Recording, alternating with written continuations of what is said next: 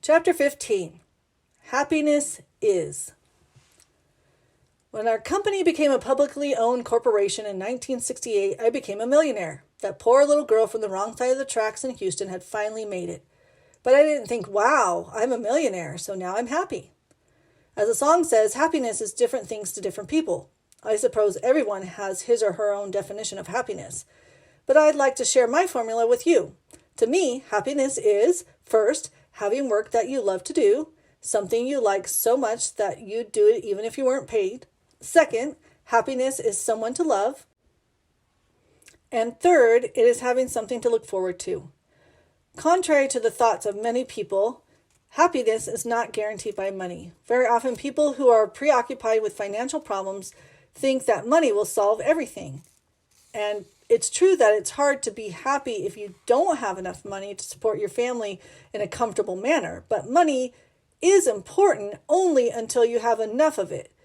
By this, I mean until you have earned enough to provide good food on the table, adequate clothes, a nice home, and some of those luxuries, such as a television or automobiles. We have all come to feel our necessities. Perhaps you're thinking it's easy for Mary Kay to say that. She doesn't have a worry about money. She's the chairman empress of a large company. Yes, that is true today, but I wasn't always in this position. I know very well from first-hand experience what it's like to live from one commission check to another. I've already told you about the early days of my career when I had to produce sales or I couldn't pay my rent each month. For many years, I was the sole provider for my 3 children, and I can assure you that the responsibility is something I will never forget. So if you are someone who is currently struggling to make ends meet, I can truly identify with you. Although I knew financial hardship, there was only one time in my life when money became a top priority for me. That was when I began saving to buy our first house. I started with nothing, and every week I put a few dollars in my savings account. I still remember how thrilled I was when I finally hit the $100 mark. Then my goal was to add another 0 to that figure. When I did, I was on cloud 9. I did all kinds of things to avoid spending money so that my house account could grow. It took years, but I finally reached my goal. Money, for its own sake, has never been tremendously important to me. I've heard people say that for them, money is a way of keeping score. Often they pass a comfortable income mark and they want to earn more and more in order to measure their achievements. They say that it's not the money that excites them, but the idea that they're doing a job worthy of what they're accumulating. Of course, different things motivate each of us, but I firmly believe that the happiest people are not the ones with the most money, but the ones who truly enjoy their work. For me, work is a thrill. Even today, I get up at 5 every morning and start on my list of 6 important things I must do today. I love the sense of accomplishment that I feel when that list is complete. I have often said that I enjoy what I do so much that I would work for nothing. Having work you love to do is an essential part of my happiness formula. I truly feel sorry for all those people in this world who must go each morning to jobs they hate. Stop and think about it for a moment. Out of each 24-hour day, you work 8 hours a day and sleep 8 hours. That means you only have 8 hours left for fun. If you are miserable for 1/3 of your life, it's bound to have a negative effect on the remaining 2/3. Some time ago, I read an interesting article stating that mental institutions are filled with people who hated what they had done for a living. For each of them, something snapped. After years of getting up in the morning, forcing themselves to go to jobs they disliked, I find this to be very sad and a lesson we can all profit from. If you hate those 8 hours of work, that emotional state is bound to have long-term negative effects upon your mental health. Many of the women in our company have written to tell me that their success with Mary Kay Cosmetics has made it possible for their husbands to give up jobs they thoroughly disliked and to move into more satisfying careers. Often the husbands themselves write to tell me how grateful they are. Many of them felt locked into a non-productive lives until their wives' incomes as consultants or directors allowed them to change their own professional goals.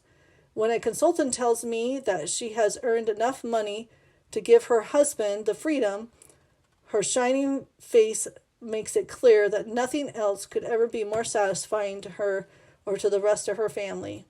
Of course, the basis of our entire Mary Kay philosophy has always been that it's better to give than to receive. And the very beginning of her career, a consultant is told, your role is not to sell cosmetics. Your role is to go to a skincare class asking yourself, what can I do to send these women home feeling more beautiful on the outside, knowing full well that they'll become more beautiful on the inside as a result. Every consultant is taught that her role is to give. We have the same emphasis throughout our organization. A director is told never to look at a consultant and think, gee, this month she can produce X number of dollars in commissions for me. Instead, the director must think about how she can help the consultant reach within herself and bring out the talents that she never even knew existed. In our business, we get happiness by giving. As someone once said, flowers leave their fragrance on the hand which bestows them. Today, I would say that one of the things that gives me the most happiness is seeing how many of our people love their work with Mary Kay Cosmetics. I often receive letters that say, I love being a consultant so much, I do it for free. Knowing how many other women share my feelings is truly a great joy for me. When you enjoy your work to this extent, it's important to have someone to share it with. You can be the most powerful person in the world, but your happiness is somehow incomplete without a special somebody. Think of how many people have found glamorous, high-paying jobs, but who have not found happiness. One good example was when the late Marilyn Monroe. On the surface, she had everything. She was beautiful and wealthy, and she had a very exciting career. Yet, at the height of her fame, she took her own life. It's hard to understand how someone in such a position could actually be so miserable. Many of us were shocked when after her death, people who knew Miss Monroe told of her deep loneliness. How could someone be so lonely when she was always in the limelight and so admired by others? We may have thought surely someone like Marilyn Monroe would have been surrounded by friends and deluged with social invitations. But in truth, her fame and glamour made people feel insecure about themselves. They thought that surely she would be unapproachable. So instead of finding people who loved her, she found emptiness. This is why having someone to love and share your time with is a vital part of my definition of happiness. Marilyn Monroe didn't have the element in her life. As a result, she was consumed with destructive thoughts. I think many women, especially widows, such as myself, can clearly understand this point. For 14 years, I had Mel to love and to share my joy with. When he died, I suffered a deep and profound loss. But I knew I couldn't allow myself to be consumed with self-pity. Instead, I put on a happy face as best as I could, and just 4 days later, I resumed my professional schedule. I kept myself so busy that I didn't have time to feel sorry for myself. I believe that when you lose a loved one, you must accept the knowledge that he or she is now in a better place. Our grief, then, is really for ourselves. Life is for the living, and we must carry on with our daily goals and objectives. We also have to remember that other people may not be feeling sad just because we are. As I approached my first Christmas without Mel, I simply could not find the heart to put up the tree. Then it occurred to me that nearly 400 directors were scheduled to visit my home the week before Christmas. Each of those women would be expecting to see my house looking festive.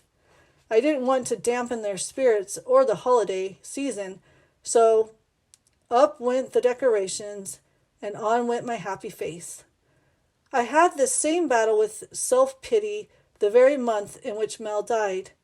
He died on the 7th of July, and on the 22nd of that month I was scheduled to entertain directors coming to an annual conference in Dallas. For 14 such occasions, Mel had stood beside me as we welcomed the women into our home. He had helped serve cookies and tea and had always given a short informal speech to the gathering. This particular July, I felt totally lost, but they never knew it because I didn't let them know. With Mel gone, there is still an empty place in my heart, but I am fortunate in having so many wonderful people to love, and so often I have the privilege of sharing with the women who work in our company. Not long ago, I received a tear-stained letter from one of our consultants in Atlanta. The letter began, "Dearest Mary Kay, I'm sitting in my kitchen window this morning, watching my little girl run on two good legs. And suddenly it dawned on me that I owe this miracle to you."